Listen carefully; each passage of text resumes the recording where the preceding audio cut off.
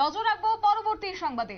চুরি যাওয়া স্বর্ণালংকার সহ 5 জন অভিযুক্তকে আটক করতে সক্ষম হয়েছে এনসিসি থানার পুলিশ।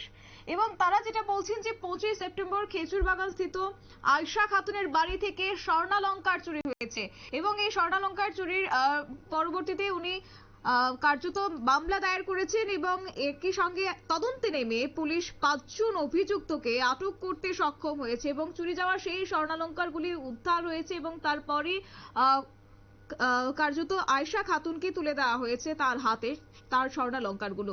কি রয়েছে পুলিশের বক্তব্য শুনুন।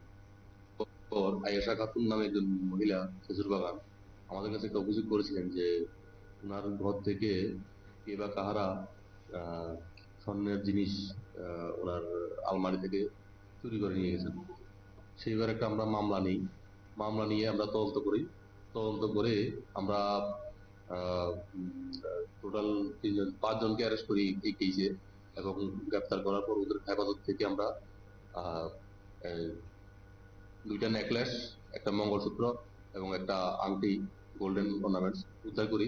উদ্ধার করার পরে গ্রেপ্তারকৃত আসামিদেরকে আমরা মাননীয় আদালতে পাঠাই এবং আজকে মাননীয় আদালতের আদেশ হলে আমরা এই উদ্ধারকৃত স্বর্ণালংকারগুলি আমরা ওই ওনারের কাছে আমরা হ্যান্ড ওভার করছি।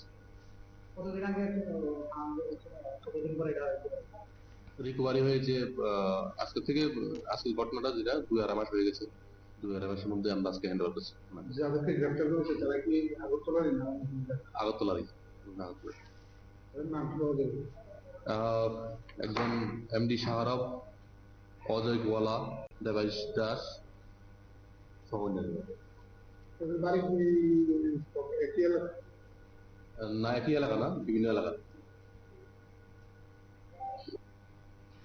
আপনারা শুনলেন পুলিশের বক্তব্য এবং জানা গেছে যে গত 25 সেপ্টেম্বর রাতে খেজুরবাগান এলাকায় এই চুরিকাণ্ড সংঘটিত হয়েছে এবং চুরিকাণ্ড বাড়ির মালিকের অনুপস্থিতির সুযোগ বুঝেই সেই আয়েশা খাতুনের বাড়িতে ঢুকে 5 জন চোর এবং তারপরে এই স্বর্ণালংকার তারা নিয়ে পালিয়ে যায় এবং তারপরে বিশেষ অভিযানে নেমেছে পুলিশ এবং আজকে সেই স্বর্ণালংকারগুলি উদ্ধার করা হয়েছে। একই সঙ্গে 5 জন অভিযুক্তকে আটক করা হয়েছে। প্রত্যেকের আগরতলায় বাড়ি বলে জানা গেছে এবং তাদেরকে জিজ্ঞাসাবাদ করতে কার্যত তারা জিজ্ঞাসাবাদ করবে বলে জানিয়েছে পুলিশ। নিয়ে নিচ্ছে ছোট্ট একটি বিজ্ঞাপন বিরতির সঙ্গে থাকুন।